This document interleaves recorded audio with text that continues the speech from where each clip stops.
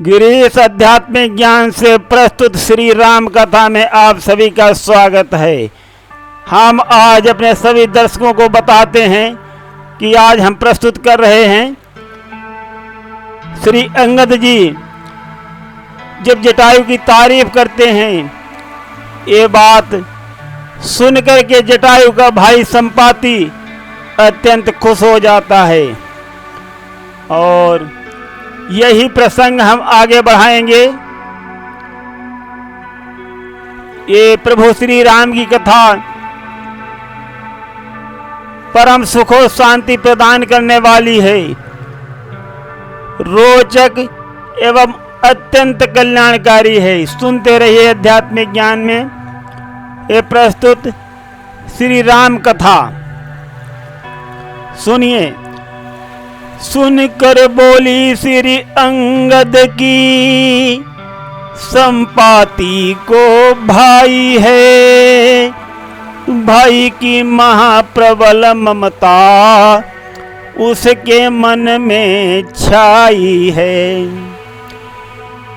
बहुत दुख उसके मन में, पुनि अपनी बात उचारी है। अब तुम्हें नहीं मैं खाऊंगा, श्रद्धांजलि यही हमारी है।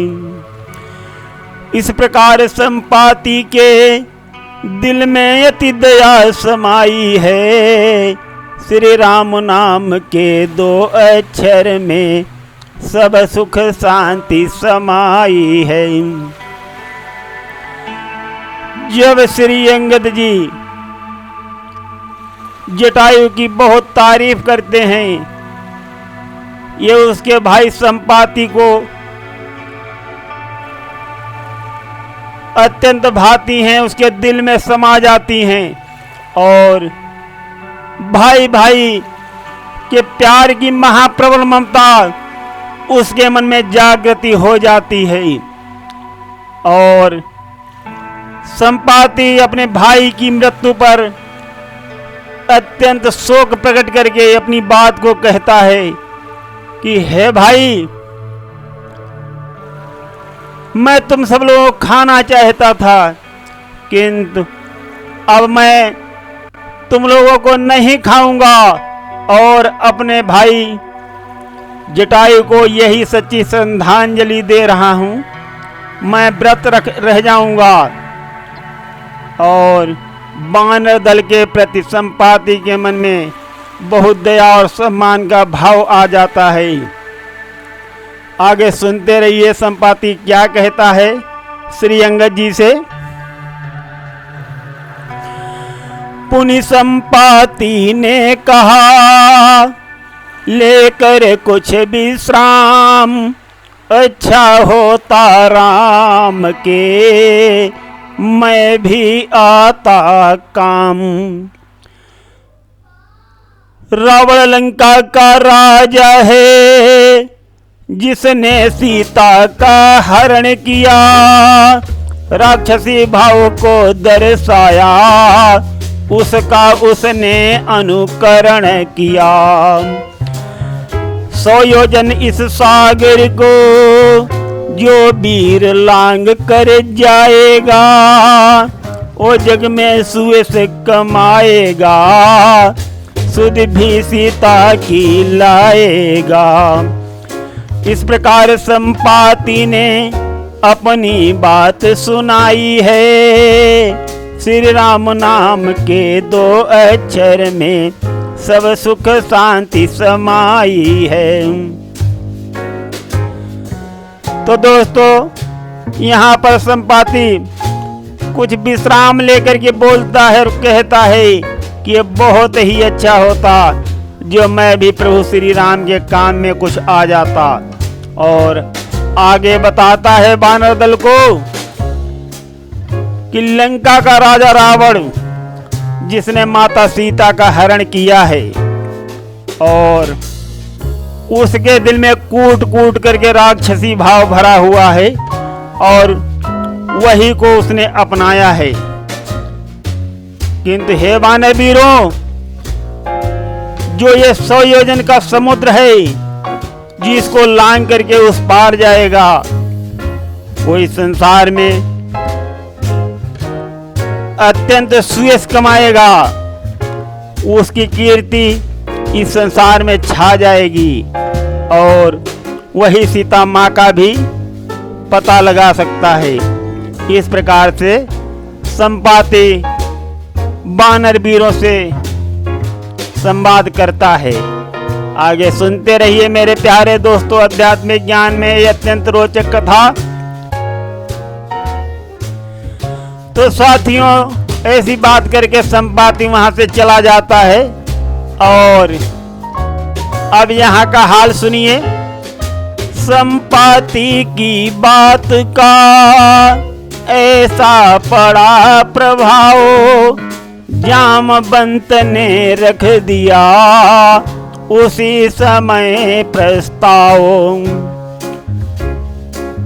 तो जब संपाति जी वहां से चले जाते हैं और उनकी बात को समझ करके श्री जामवंत जी वहां पर ऐसा प्रस्ताव रख देते हैं समुद्र को लांघने का और माता सीता के सुध लेने के लिए, लंका जाने के लिए।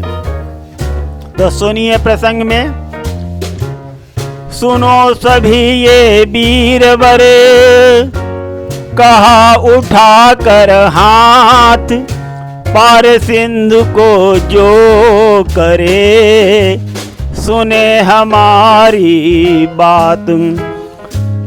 श्री जामवंत जी कहते हैं यहाँ पर कि हे वीरों, जिसके भी ताकत हो समुद्र को पार करने के लिए वो हमारे पास आए और हमारी बात को सुने और समझे। ऐसा कह करके श्री जामवंत जी घोषणा करते हैं सभी वानर दल और भालू दल के सामने। तो आगे सुनते रहिए क्या होता है। श्री जामवंत जी कहते हैं यहाँ पर, करने को कोई काम नहीं, बस एक छलांग लगाना है, कोई युद्ध नहीं संग्राम नहीं, ये सिंधु पार कर जाना है।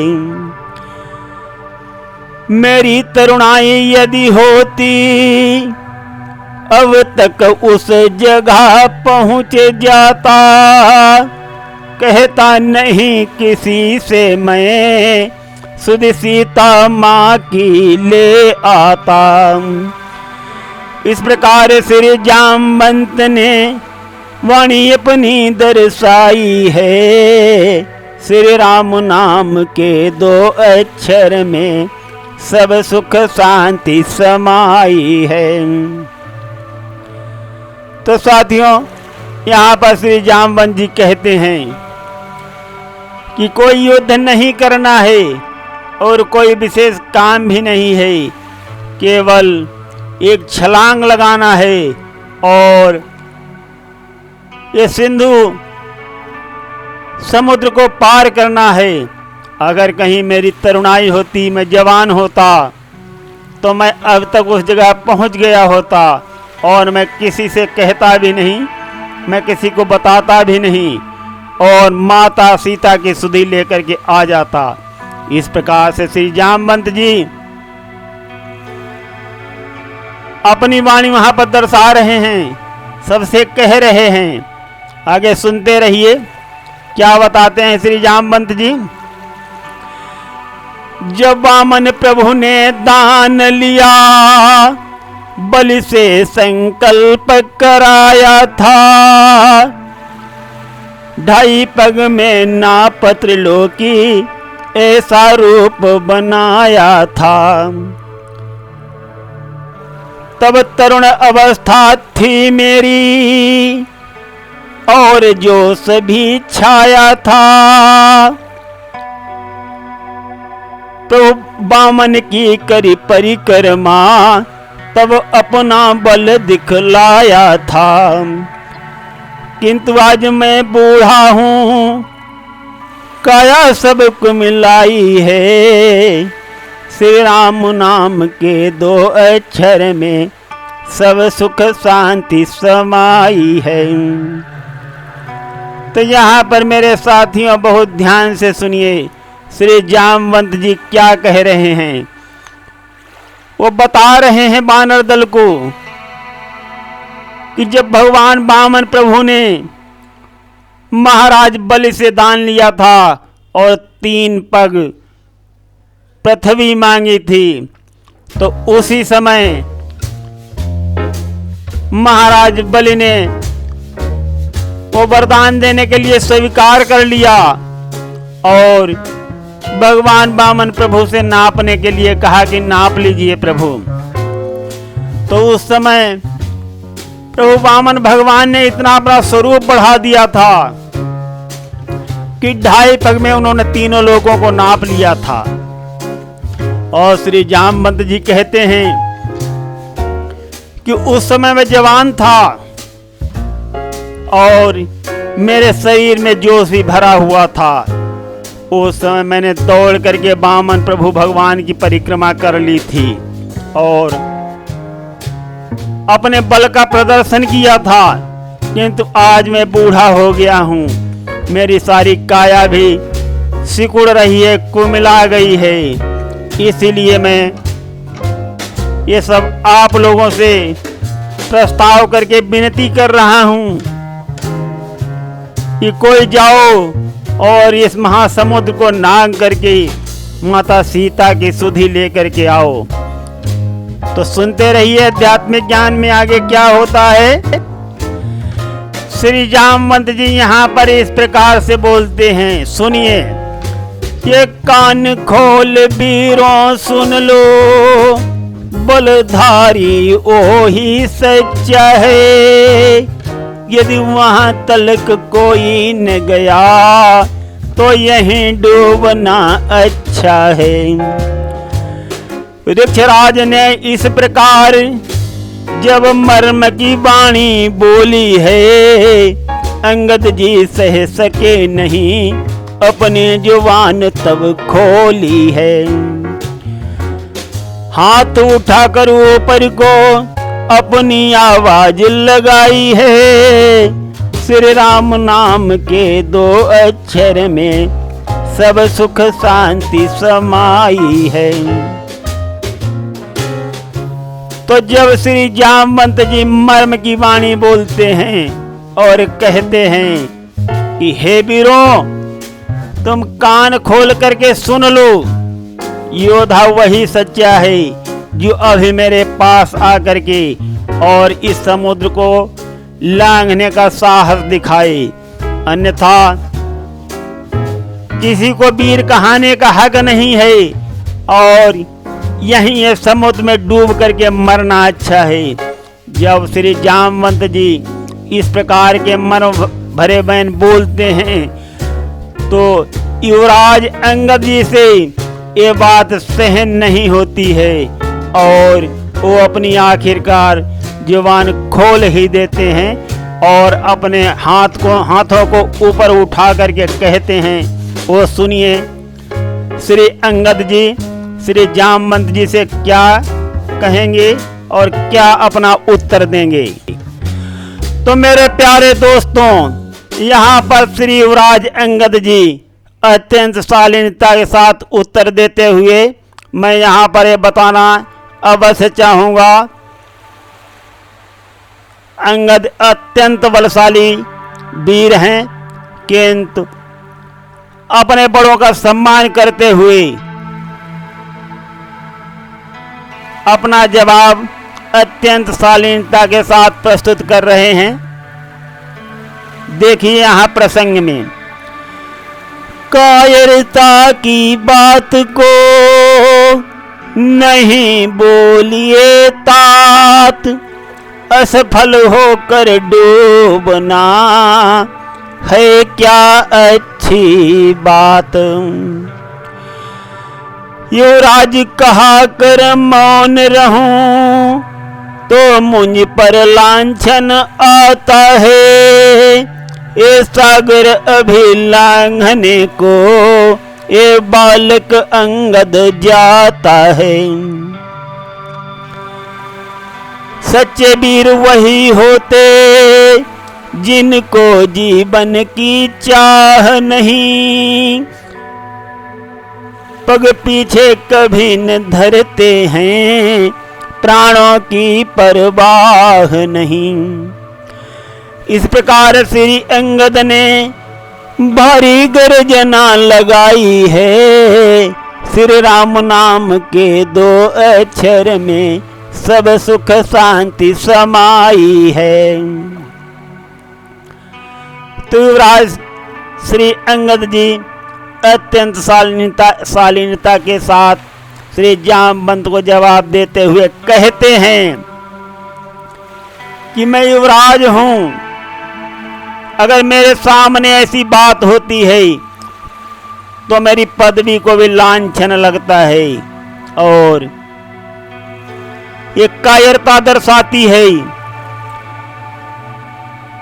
तो मैं अभी अभी तैयार हूं इस समुद्र को लांघने के लिए। इस प्रकार से श्री अंगद जी कहते हैं और ये भी बताते हैं कि जो सच्चे योद्धा होते हैं उनको जीवन से अधिक मोह नहीं होता। वो कभी भी अपना पीछे कदम नहीं रखते, वो कभी अपने प्राणों की परवाह नहीं करते। इस प्रकार से श्री अंगद जी उस समय भारी गर्जना लगाते हैं। आगे सुनिए श्री अंगद जी क्या उत्तर देंगे।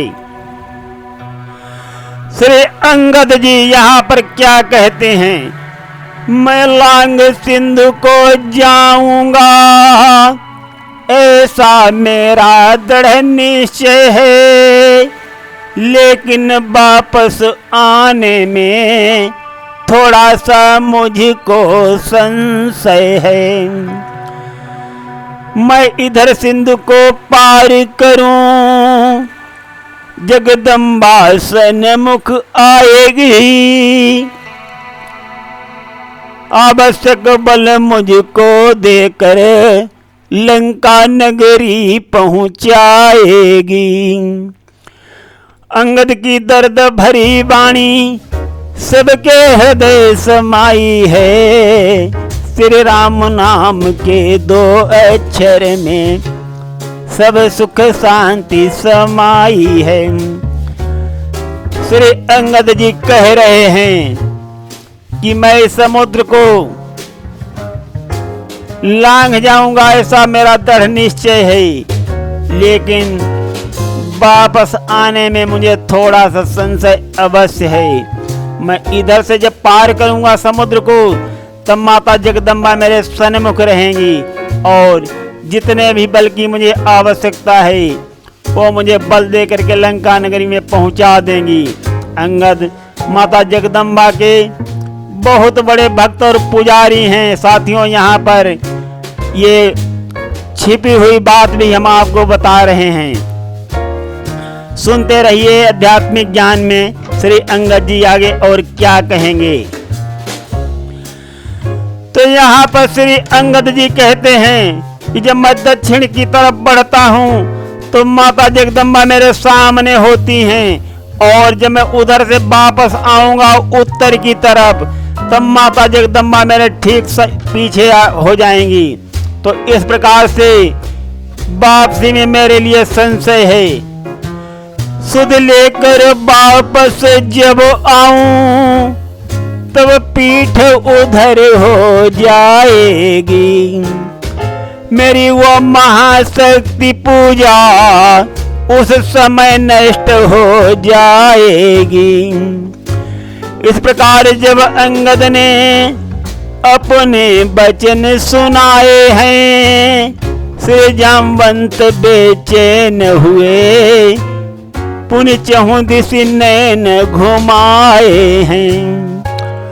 वो पवन पुत्र को देख रहे